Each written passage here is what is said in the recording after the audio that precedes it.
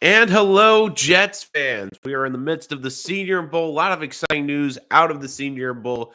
And a bit of it was unexpected yesterday. Of course, being the nerd and the draft nerd that I am, I'm watching the Senior Bowl. I'm following it exclusively. I'm looking at all the prospects that the Jets could be looking at in the upcoming 2022 draft. Of course, have our first big board up. You can go check that out. We did a reaction the other day. And of course, if you're new to the channel, make sure you hit that subscribe button for all of our latest New York Jets and NFL draft content. In the live chat right now, we have our link to our social media and Twitter handle if you'd like to reach out there. And of course, give us a follow. And of course, because I love you guys. And if you're new today, I love the NFL draft.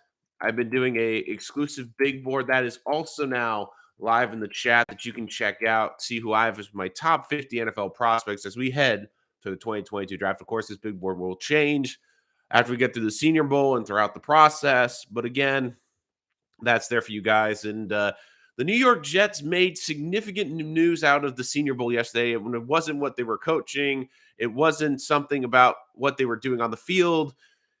It was about one of their elephants in the room. And when I mean elephant, I mean their big hulking left tackle in Mekhi Becton, who for the majority of this year was a big disappointment because of an injury suffered in week one. And again, Robert Saleh, if you read in between the lines, the Jets weren't thrilled about the shape he came in this last offseason. They weren't thrilled with his production, but Saleh was still really talking up Mekhi Becton until yesterday. And again, the way he commented on the tackle situation, and I'll give you my response. So this is basically what he said. It's one of those deals. George Fant stepped in at the left tackle spot. Did a wonderful job. He's earned the right to be part of the discussion at left tackle. I told George he's got a chance to maintain the position. It's the same thing for a guy. He's got to come in and got to reassert himself into the starting lineup. Sal said the team is kind of spoiled because they do have two left tackles, and they like how they believe Becton has the skill set to play right tackle, and it's all up to how things play out heading into next offseason. There's so much to dive into with that. Again, I've been on the record since week one of this past season when Mekhi went down. I was saying, look, they cannot go into the 2022 season just with ink that Mekhi Becton is their left tackle in the future because, again, they need to protect their young quarterback, and you can't rely on Mekhi Becton so far in his career to prove he can stay healthy. Again, next year, if I was to tell you in 17 games, 14 games for Mekhi Becton, I think you would take that. And again, that's still missing 3 games. And when people say, well, Mekhi's got all the talent in the world, and he absolutely does, the biggest concern I've always had with Mekhi is his injury durability. Because you look, even that first year, Sam Darnold missed 4 games in Mekhi's rookie year, and he still had more snaps than Mekhi Becton did that year. So for Mekhi, I do think that this is a bit of a wake-up call, and I do like that Robert Saleh is basically telling people, I don't care about your draft status. You're going to have to earn your job position. We saw with Denzel Mims last year. And again, I do like that attitude. And George Fant did not only just did a good job, he did a great job at playing left tackle. And in some ways, I've been saying this, that it makes a little bit more sense to put Becton at right tackle and Fant at left tackle because, again, in this system, he's a better athlete in terms of his mobility, in terms of his lateral movement, in terms of taking some of those speed rushes. Because again, he's a former basketball player. He's got that good quick instep. He's got the ability to kick outside. And Becton, even as a rookie, was dominant in the run game. But he did struggle in pass protection. He still allowed 7 sacks as a rookie.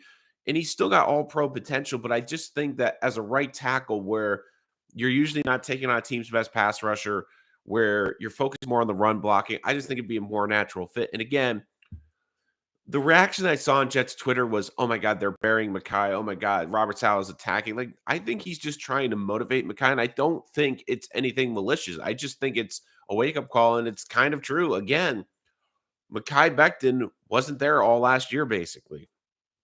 George Fant earned that left tackle starting spot, and I even said, you only allowed 1 sack last year. He should have been the conversation as a Pro Bowl substitute.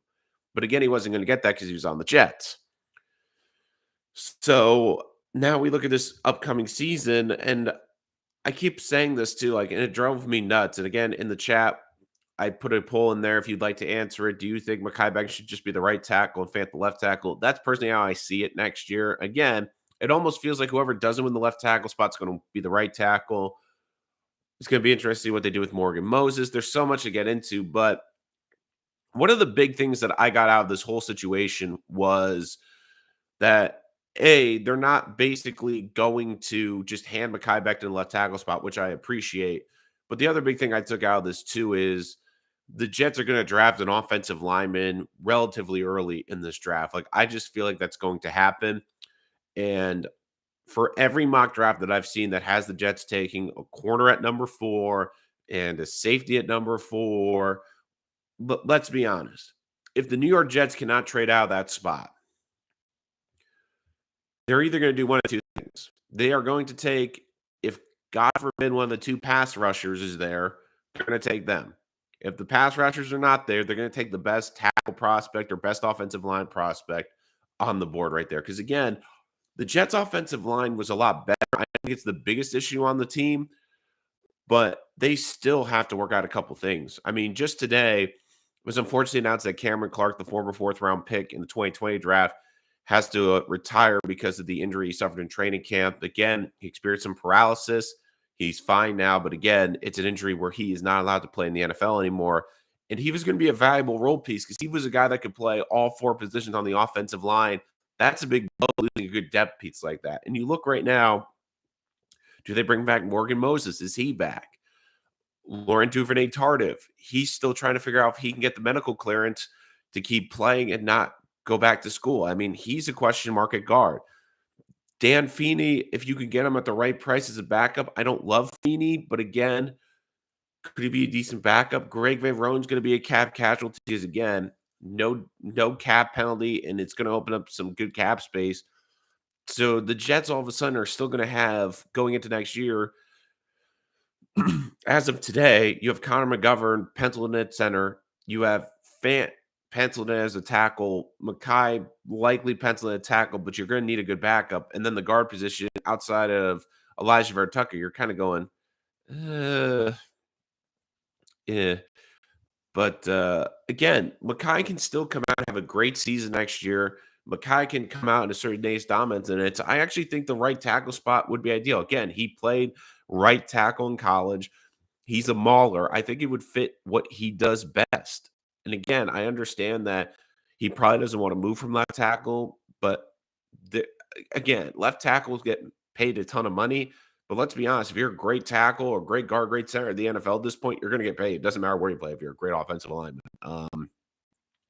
But again, I just almost feel like the right tackle spot might help with the wear and tear too, where he's not going against a team's elite pass rusher. But we will have to see. And again, this is a critical offseason for him. And I don't really necessarily think it's about the weight. It's can he stay healthy? Can he keep his body healthy? And we've seen this before in the NFL. When you have guys that early in their career cannot stay healthy, they tend to not all of a sudden get healthier later in their career. It just doesn't happen. So, again, guys, the chat is open. If you have any comments, looking at the poll, should the Jets have a left tackle and Mekhi Becton right tackle? 75% yes. I think this is also one of the best things. Sorry about that. I think Giant Opinion Sports, I think Mekhi Becton's going to come out next season and establish his dominance. Maybe the best thing was all the time he got to heal. Again, it's kind of a double-edged sword. I do think it was a good thing that the Jets shut him down. I do think long-term that was the right call. But you also wonder too, because again, that was a 4 to 8 week injury. And you were expecting, okay, maybe it won't be 8, but you were expecting at least he'd be back. I think realistically, week 10 or 11 and finish out the season. And it just kept going like, well, he's not ready. It's not ready. He's not ready. It just kept going on and on until finally, the Jets just finally shut him down. And again, I just think it was one of those situations too where you looked at it and you went, okay, we expected Becton to miss significant time, but when he was projected to play potentially half the season and doesn't even play half the season, that's a big blow. Nick Chaplin, I don't trust Becton. He's an injury waiting to happen. And hi, Nolan. Thank you, Nick. I'd like to see them a lot. them allow an actual competition, pick the left tackle of the two. Again, I don't think that's a bad idea. And in some ways, I think Fant fits a left tackle better just because and when I mean athletic, I just think he's got better footwork in the zone blocking scheme. He's able to kick out and handle some of the smaller speed rushers. And again, those are the guys that Becton has trouble with, is some of those edges that, they're like the 250-pound edge, but they're really quick. And because he's so massive, it's hard for him to get the leverage. It's hard for him to kick outside and really handle those speed rushers. So I do think that that would help. That Fant has a little bit of an advantage there. And again, what do you do with Morgan Moses? I think they have the cap space. Even if they have to overpay him to be a backup tackle, I wouldn't have a problem with that because again, you have to be able to go into next season and help Zach Wilson as much as you can. And the Jets, too, don't forget this. They had Morgan Moses, who's probably the best backup in the league. I mean, he would be starting on most teams at tackle position. And again, he had to come in and fill in. But don't forget this. By the time we got to the end of the season, Connor McDermott was this team's left tackle.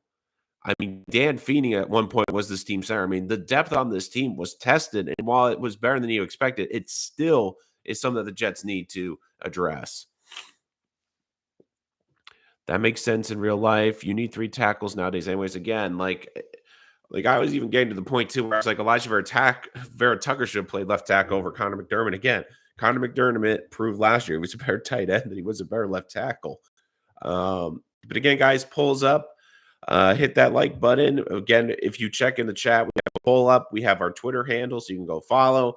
We have our big board at richsportstalk.com, our top 50 prospects for the 2022 NFL Draft.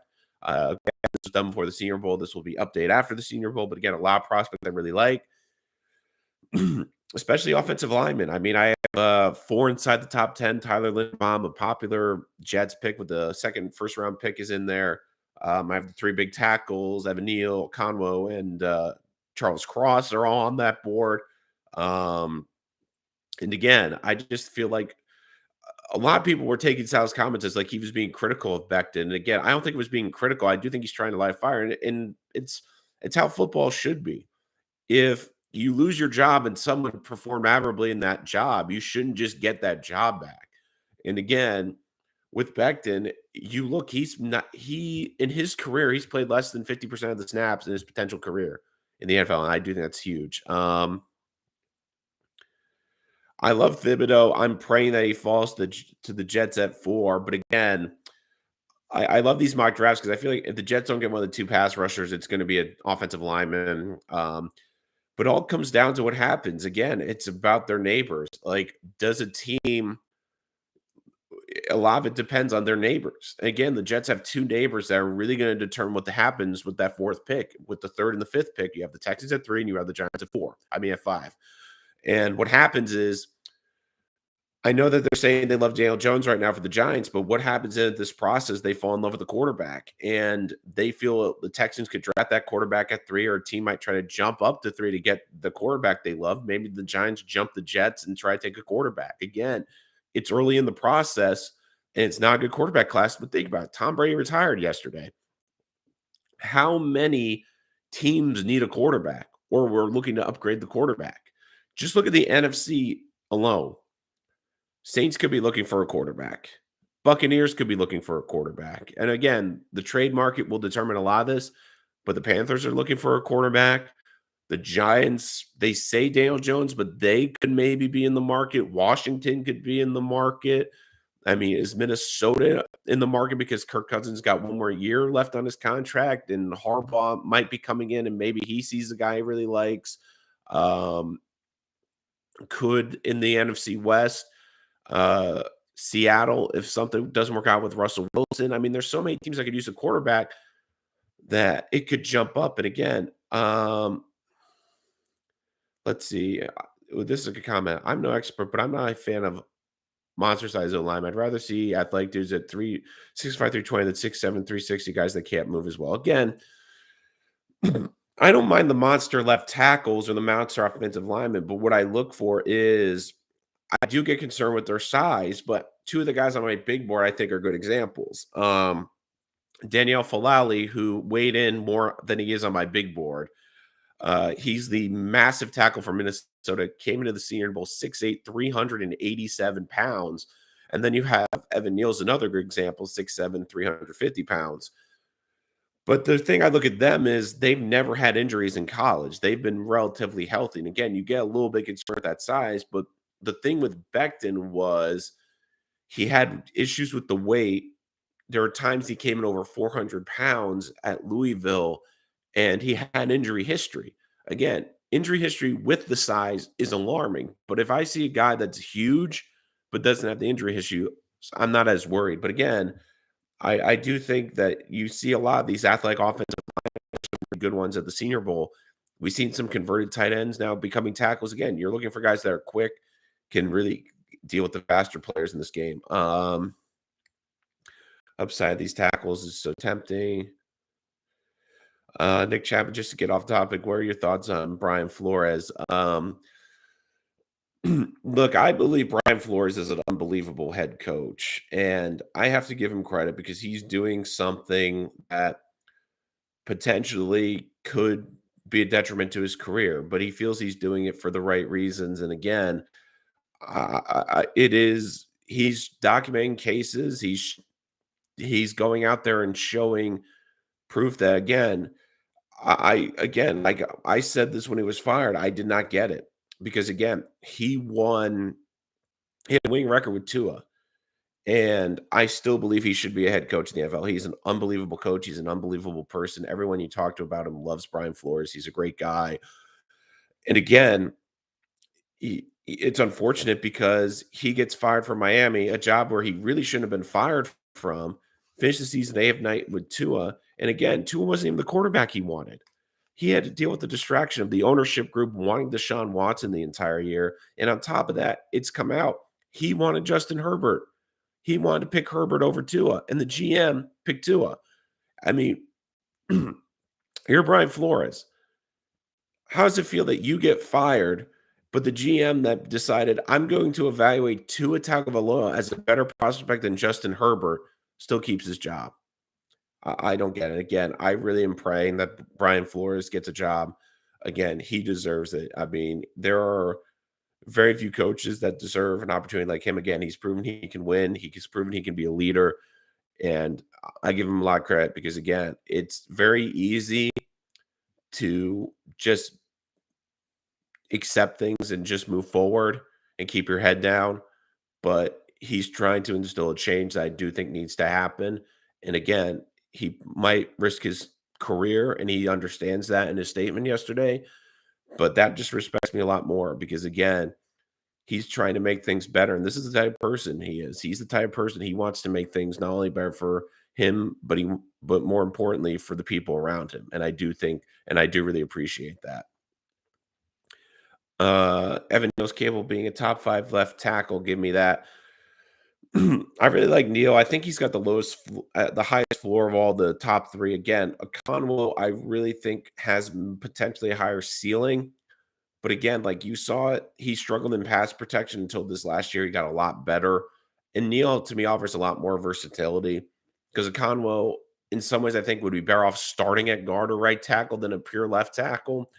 But Neal, you could play left tackle, right guard, left guard, and he'd be more than comfortable. Again, he'd be a plug and play start day one. He'd be a starter that you likely have, maybe not a Pro Bowler, but a really high end starter that you'd have for 10 to 12 years. Again, guys, who are just joining us, we're talking about Mekhi Becton, Robert Saleh, of course, the Senior Bowl yesterday coming out and saying that it's going to be a competition at the left tackle spot. Nothing guaranteed for Mekhi. And again, he said at the end of the season where he did say Mekhi needed to have a really good offseason and put a poll in the chat. And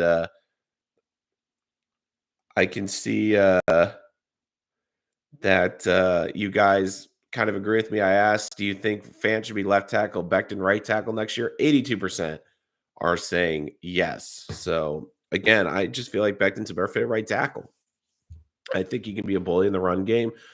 And I do think it might take some of the pressure off of him and the durability issues. So again, guys, chat's open.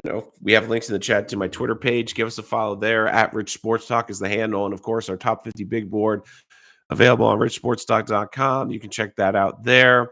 where he went through the top 50 prospects, of course, offensive lineman, which is prudent to the Jets. Again, Thibodeau was mentioned. He's number 2 on my big board right now. 3 is Kyle Hamilton, 4 is Evan Neal, 5 is Akeem Akonwo, 6 Nakobe Dean, and 7 is Charles Cross. If you want to see more, make sure to go check that out. The link is in the chat right now. So I'd like to get your thoughts on Robert Saleh and his comments and Mekhi Becton. We've got a lot of good chat so far. Just seeing if there's anyone else in the chat right now. If you have any questions, make sure to reach out. Again, we have plenty of more mock drafts for the Jets and now the Giants coming out. And again, I'm interested to see what happens to the Giants because if this is true with the whole Flores hiring, I mean, I'm interested to see how they respond, and I'm interested to see what potentially happens to them because, again, I personally thought Brian Dable was going to get the job over Flores anyways, just because of the Buffalo connection. But again, I'm interested to see what happens because, again, they said that they made the decision before they even interviewed Flores 3 days ago. So, IR. Tell me if you like, do you want in real life HDR? Do you want just like IRL HDR? I'm big on a Conway. I wouldn't hate them picking him than Linderbaum. I know most Jets fans would whine, but we have our offensive line. Again, I'm not against two offensive linemen with the 2 first picks. I really love Linderbaum. I think Linderbaum helps you too because what you can do with him is you can then kick Connor McGovern to fill the right guard spot, which is a big need for the Jets, especially depending on what happens to Renee Tardif. A Conwo's a interesting one because again, Neil to me might uh Neil to me might fit the Jets better because he can move. He's got more versatility. And again, it's kind of like what do the Jets need at that point? Like if Becton gets hurt, he can go to right. If he can start the year right guard, if someone gets hurt, he can go to left or right. But Conwell doesn't give you as much versatility. But again, if you think he's got more upside, but then the question is, if you get draft the Conwell and he's not playing guard, then what tackle goes to the bench?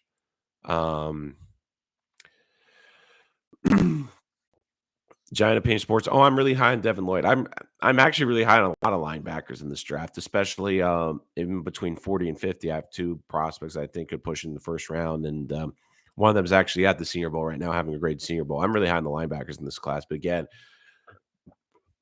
where I have them on my big board is not where I think they're getting drafted though, because I do think, again, the Micah Parsons effect I do think helps some of these linebackers because teams might just be thinking, oh, like look what happened last year and that impact, but um again, I just feel like, it'll be interesting to see where they go because, again, teams don't value linebackers as much. So, again, I think it'll go to teams that are pretty filled out, but if teams have more desperate needs, they're not gonna take a linebacker. Garranzo with Linderbaum. Not a hater. I love Linderbaum.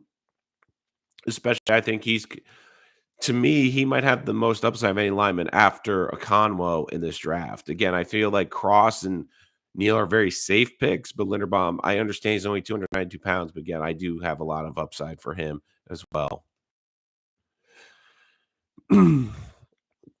Additionally, it makes sense to keep fan left tackle, fan ABT have established working chemistry together. I don't disagree with that too. I think that you have to take chemistry into account. Well, McGovern played right guard briefly at Denver. Yeah, like that's the reason I said you could kick him over to guard, and I wouldn't hate the Linderbaum pick. But again, a lot depends.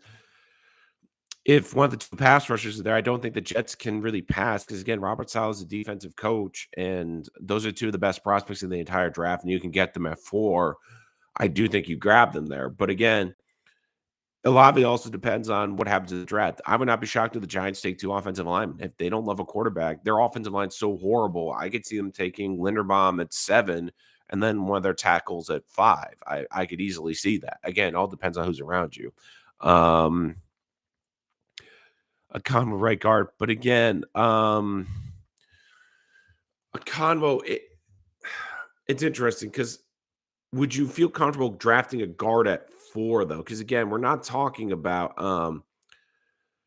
Quinn Nelson, who was one of the best offensive linemen we had seen in decades in the top 5. I mean, again, these prospects, they're not as good as last year's class. Like again, like you look like a lot of these guys would probably be drafted in the teens in last year's class. So I mean, if you're drafting Neal, at least Neal, I have the argument I can kick him to tackle and guards in a convo. Then it becomes okay, he's going to start right guard. But instead of drafting a guard at 4, the Jets better trading down or attempting to trade down and trying to get like a guard in the second round. Because again, like if there's Johnson from Boston College is a guard I really like. And I don't think he falls all the way to the Jets in the second round, but if the Jets with their 2 second-round picks want to trade back up into the 20s, like the late 20s, I think he could be there. And like a Kenyon Green, again, thank you, Giant Opinion Sports. Like there's guys I do think you can get later in the draft. I don't think they're the big 3, but again, I do think there's some offensive linemen they could get better. And if you're going to get a guard or put someone at guard, I would trade back and try to get more picks.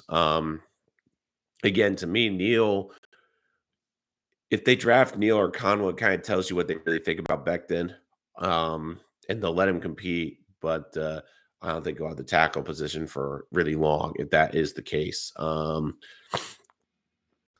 I'm assuming Tim and Hutch are gone at 4. If you take them if they fall, of course. They might, though. Again, I mean, I'm just looking at the top 3 ahead of the Jets, and a lot of them are still trying to figure out the head coaching position, but really the Lions are the only team that I feel like they're just going to take a pass rusher because, again, could they go offensive line? Sure, but they really need a pass rusher. It just makes a lot of sense. And Dan Campbell, I think, wants to establish a presence on defense. But again, I mean, Jacksonville, they're bad. Like, I know that pass rusher sounds great, but they need to get Trevor Lawrence right. Like, they need to protect him. Then you look at the Texans. The Texans are such a weird team right now. Again, like, do they love their quarterback in Davis Mills? I mean, he outperformed expectations, but are you comfortable with him as your future quarterback? And if that's the case, do you invest in the offensive line to protect him? Do you also go with the best player on the board because they're so bereft of talent? And again, they might view Kyle Hamilton as the best defensive player in the draft. There's a lot of people that view Kyle Hamilton as the best defensive player in the draft.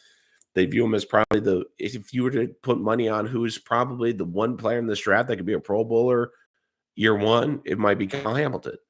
And maybe they'll go that way, especially if the Texans hire a defensive coach. So again, just looking at here, I'd rather draft Zion at 38 to play offensive guard than draft offensive guard 4, trade down for optimal if edges don't fall. Yeah, I agree to that, Joe.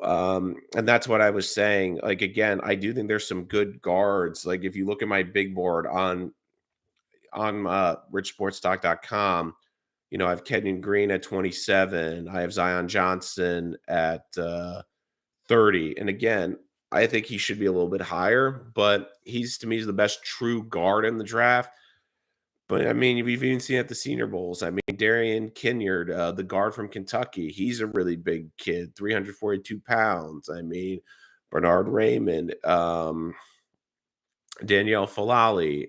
There's a couple guys there in that second round that could be good or that you trade back into the first round to grab. So I do think there's a lot of different options they could go with. Nolan, I'm not sure if you're a Jets fan. Have you been following the channel, KD? I'm a huge Jet fan. But do you get the feeling a lot of fans are too attached to our draft picks? Becton is a great player, but Fant earned a spot to earn a left tackle. It's not just the Jets. Fans, especially of poor teams, tend to get attached to draft picks. Again, the best thing to do is to win. Like, I mean, winning covers everything. Again, if Becton's not the left tackle next year and the Jets win 8 or 9 games, I don't think people are going to care that Becton's not the left or right tackle. Again, it's about getting it right. Like, I'd rather have a coaching staff that cares more about winning and putting the best team out there on the field than trying to make the first round or second round picks look good because of the optics or because of the media. Um, and look, I get why fans get attached. Makai's a great person. Makai is a lot of fun on Twitter. He's a lot of fun on social media. He's got some great highlight clips. But again, fall in like with players. It's hard. Again, like the best coaches and general managers, they like players. But again, they don't love players because then that hurts how they can evaluate the team. And I have to give Robert Saleh and Joe Douglas a lot of credit. I mean, they could easily say, like, Mekhi Becton's our left tackle next year because we've invested a lot of draft capital in him. But they're saying, look, we're going to do what's best for our team. We're going to put the best roster out there. Doesn't matter where you were drafted. And again, we saw that. And I think a lot of that goes back to the 49er. A great example is the 49ers. They play the best players no matter where they drafted. Great example is the running back position for them. They drafted Trey Sermon in the second round. Everyone, including myself, thought he was going to be the lead back. Turns out Elijah Mitchell was a better fit, the better player, and they got him in the fifth or sixth round. And he became their lead back and an unbelievable player for them this year. But again, they didn't care about where the kid was drafted. They just cared who was the best kid on the field and who was the best player to help them at the time. Again, I'm all in for trading down to that would actually be my preference, but most pundits seem that aren't interested in trading up. Again, we see this every year with the quarterbacks. Again, it's not as good of a draft class, but every year it's like a cycle. We start right now and it goes, oh, there's not really anyone I love. And then by the time we get to the end of March, early April, it's like, oh my God, look at all these quarterbacks. Who's pushing who? So again, I mean, Mac Jones at this time last year, we were thinking, oh, he's not going to be a first round pick. Then there was talk that he could be the third pick in the draft. I mean, Zach Wilson was like, oh, he's got talent, but I don't know if he'll be a top 15 pick. He ends up being the second pick in the draft. So again, the need for a quarterback and the rookie wage scale to help you take a chance on a quarterback helps. Again, a lot depends on who's around the Jets. Could the Giants fall in love with the kid that they want to take right now? Could the Texans fall in love with the kid that they want to take right now? And not even them, but if the Texans or Giants show interest, like if the Giants show potential interest in a quarterback, could team get scared and trade up with the Jets to leapfrog the Giants and say, look, we don't want the Giants taking our kid. So that could happen. Becton was the right pick in my opinion. He's just having horrible luck. And again, it's unfortunate.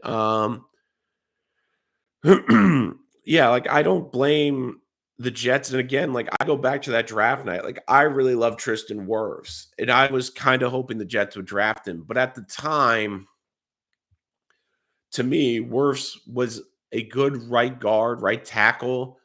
I wasn't sure how he would do at the left tackle spot. And the Jets desperately need someone to play left tackle. So I almost felt like the Jets were forced to take Mekhi because, again, Tristan Wirfs has been unbelievable for the Tampa Bay Buccaneers. But I do think we're going to see how good he is next year because it also helps, too, when you have Ali Lampard as one of the best centers in football. When you have one of the best offensive lines around you in football, you have the greatest quarterback of all time behind you calling the plays, and you're just playing right tackle. So, again, I don't know how Tristan Wirfs would have done with the Jets. Personally, I do hope it's been bad luck with Becton. But again, we've seen this again. How many times as Jet fans have we seen this with players early in their career? Devin Smith, Stephen Hill, D. Milner, where guys got hurt earlier in their career and they never recovered from it. That's the thing with the NFL. Like, you have to be available. And we've seen it time and time again.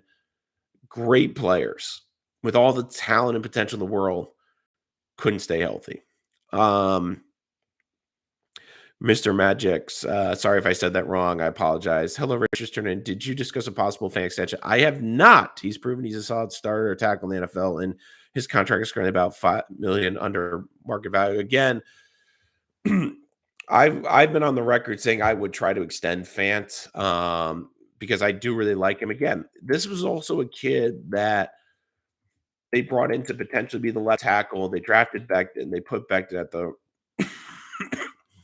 the left tackle spot. And again, I really loved the Fant signing. I know it's funny because the first year under Adam Gase, everyone killed the Fant signing, but he's playing a system that fits his skill set this year, and you see the difference in scheme. Like the two big free agent signings of Joe Douglas, Connor McGovern, and George Fant, they looked a lot better. And again, Fant, even at 29, is still kind of young because he didn't play football till later in his career.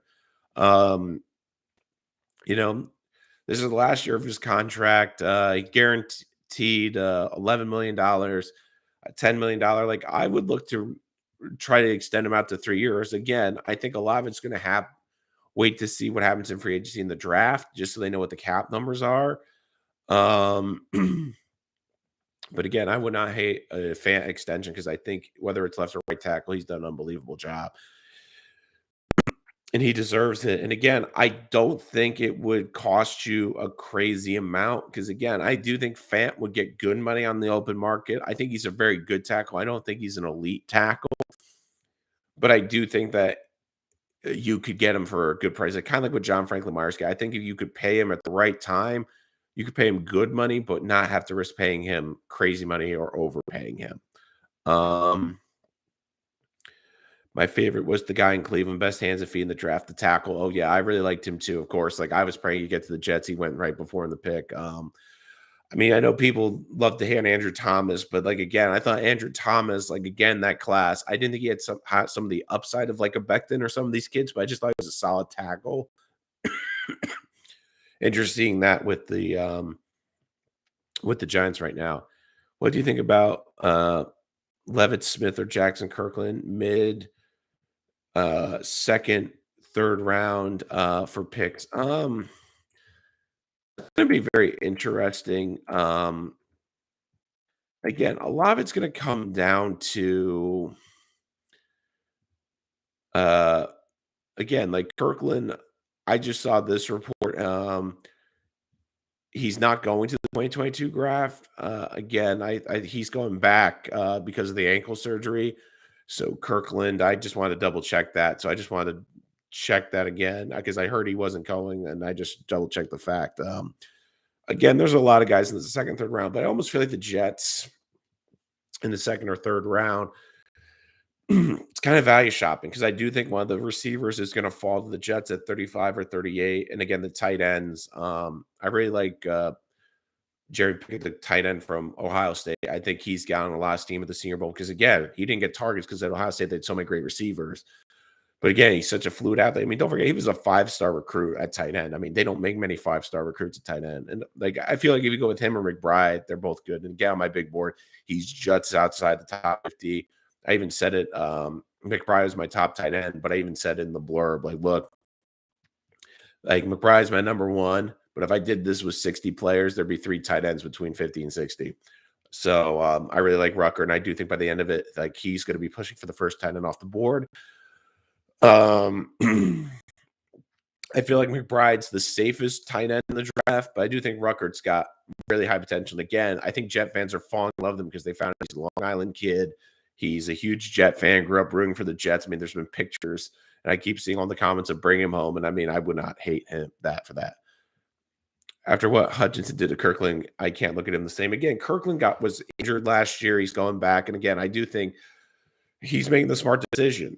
A lot of times we see these kids come out early, and I get it, but some of them would do with better seasoning. Again, a good example is Zion Johnson. I know I've mentioned him a lot at guard, but last year he probably would have been like an early day 3 pick, like second of 4, round 2 through 4. And now I think he could be a potential first round pick as a guard because he significantly improved his play. And again, a lot of these guys, you see them what a difference a year makes. Like Akon was a great example of that, where he was not great at pass protection the year before, and you saw him really work on it hard over the offseason and showed the improvement during the season. And now he has the potential to maybe even be the first pick in the draft. So again, sometimes it's better to get that extra seasoning, and I do think Kirkland could be one of them. But yeah, just seeing if there's any other chats. I got to run, man, but always respect your takes on players. Appreciate Giant Opinion Sports. Always appreciate the comments. More content later this week. What are your thoughts on tight end in the draft? I like McBride, but it doesn't look like a huge drop off in talent. So let's say Ferguson. Again, I really like the Ohio State kid. Weidermeyer is a weird one for me because I feel like he's got incredible talent. It was tough though because he didn't have a great quarterback throwing to him last year, and then he had the drop issue. I mean, one of my favorite stats about Rucker, the tight end from Ohio State, was like he only had a couple of catches, but you look at his catch rate, like PFF did like the highest percentages of completions and conversions. Like they did a stat of all the Ohio State players, and he was number second on the team behind Williams. Again, like he was rarely targeted, but when he was effective, moving the chains, being a good player. And again, he's asked to block a lot. And in the scheme, you need tight ends that can block. That's why a lot of these tight ends, like out once you get past those three, a lot of them I think the Jets could look at. I like the kid from Wisconsin a lot, but like as Isaiah Likely is a good example. I really love Isaiah Likely. I think he's a great tight end, a very explosive receiving tight end that I do think a lot of people are going to fall in love with. But I don't know if he fits the Jets because again, he reminds me a lot of what Dustin Keller was in the terms of the type of player, which is better off pretty much almost operating exclusively in the slot, basically almost using him as that hybrid receiver because you don't really want him to block. He's not a good blocker. But again, if the Jets feel they can do a Felbsky run, I mean, he's going to help Zach Wilson. I'm all for it. But again, um, of course, out of the Senior Bowl yesterday, this is a huge one for the Jets. With all the scouting, seeing who they're interested in. But I do really appreciate that Robert Saleh came out yesterday and said, look, Mekhi Becton's not guaranteed anything. I really can appreciate that with a head coach. And I'd rather have a head coach that says, look, you have to earn your spot that I'm just going to give it to you. So I do really appreciate that. But again, following the Senior Bowl, we'll have a lot of reaction at the end of this. Again, Senior Bowl going very well right now. A lot of the kids look really good. And again, I think the real purpose of the Senior Bowl is not just for the high end talent, but it's finding those players. Because again, you see teams that coach the Senior Bowl usually have the better drafts, and a lot of that becomes the day 2 and the day 3 because then they have a better understanding of how the guys practice, how they fit in the scheme, how they address their preparation, how they attack it, how they can see them fit within the scheme. So again, I do think this is huge for the Jets, and I've said this before on this channel where um, I said I did a video like 2 weeks ago saying the Jets aren't ready to win this offseason, and it keeps getting better because again, Flores is out of Miami. I think they're out of the Deshaun Watson sweepstakes. Even Buffalo, I mean, they've lost their assistant GM. We'll see how that impacts their scouting. They've lost their offensive coordinator, who many have credited with the growth of Josh Allen. So we'll have to see how he is next year. And again, even New England. I mean, you've seen Josh McDaniels now taking a head coaching job. How's that going to impact Mac Jones? Like, who are they going to bring as the offensive coordinator again? For everyone saying Zach Wilson was in a terrible spot with the Jets, of all the rookie quarterbacks, he's not changing a head coach or an OC this year. Of all the ones that played, the only one that isn't changing is Trey Lance. And Trey Lance, didn't play really any significant snaps last year, and he's pretty much going to get the job next year. But again, for all the quarterbacks that got significant time last year, Wilson, the scheme's not changing, the coach isn't changing, the OC isn't changing, but Mac Jones, he's getting a new OC. Trevor Lawrence is getting a new head coach. Justin Fields is getting a new head coach. So again, I do think that really does help the Jets. Got sign one, draft one at tight end, safety, and linebacker. I almost feel like the Jets are going to go heavy defense in free agency and tight end because I do think if it comes down to it in the draft, like if they have to lean one way, they're going to lean toward offense just because of Zach Wilson's development. And sorry, and again, I think you can follow the Bengals blueprint to an extent because again, the Bengals really improved their defense in free agency, and I do think the Jets could improve their safeties. They can improve their defense in free agency and hitting on free agency. And again, they went overboard on offense, drafting weapons. If the Jets could spend a lot on weapons, O-line, tight end in the draft, as well as free agency, but really go overboard on the offense, I do think it can be successful because again, you saw early in the season when they had decent safeties, the Jets defense exceeded expectations. Like, again, if you get a good veteran safety back there or two, maybe you add another piece to this defensive line. Because again, I don't think the linebackers are really a problem. If you can somehow find a shutdown corner, I do think the Jets could all of a sudden their defense could turn around just like that. But again, I think you're going to see an emphasis on defense and free agency. Not to say that if a great pass rusher there, they're going to pass them in the draft. But again, if it came down to tight end versus D end in the second round, I think they lean toward tight end because again, Joe Douglas and Robert Saleh, their job's tied to Zach Wilson's success. And I mean, we've seen it across the NFL where if the quarterback's working and it looks good, you got more time. I mean, if the Jets come out next year like the Dolphins, like, yeah, they played better. Yeah, they had a winning record, but their defense looked great and you still have questions about the quarterback. That's not going to help. But if you come out next year, maybe you didn't play as well, but Zach Wilson looks great. I do think that does help. All right, guys, really appreciate the time today. Remember, you can check out our big board, richsportstalk.com. Appreciate it. Just want to give you my reaction to the Mekhi Becton. Make sure to keep following for more content. If you know any Jet fans, Giant fans, or just football fans that love the draft in general, hey, let them know about our channel. We want to grow this community as much as possible. Again, I love reaching out to you guys. Love talking to you. You guys are great in the chat, extremely knowledgeable. And again, I love reaching out on the community page of the YouTube channel. We put polls out there. We put content. We want your opinions as much as possible because, again, you guys are as much a part of the show as I am. So I really appreciate it. As always, again, make sure you hit that subscribe and follow button. If you know anyone that's interested in football or a huge Jet or Giant fan that loves talking about the Senior Bowl or draft, just stupid football stuff like I do, let them know about it. Would love to keep growing the channel, guys. Love talking to you as always. We'll see you later. Again, more reaction from the Senior Bowl coming out later this week, so make sure you don't miss any of that coming up only on Rich Sports Talk.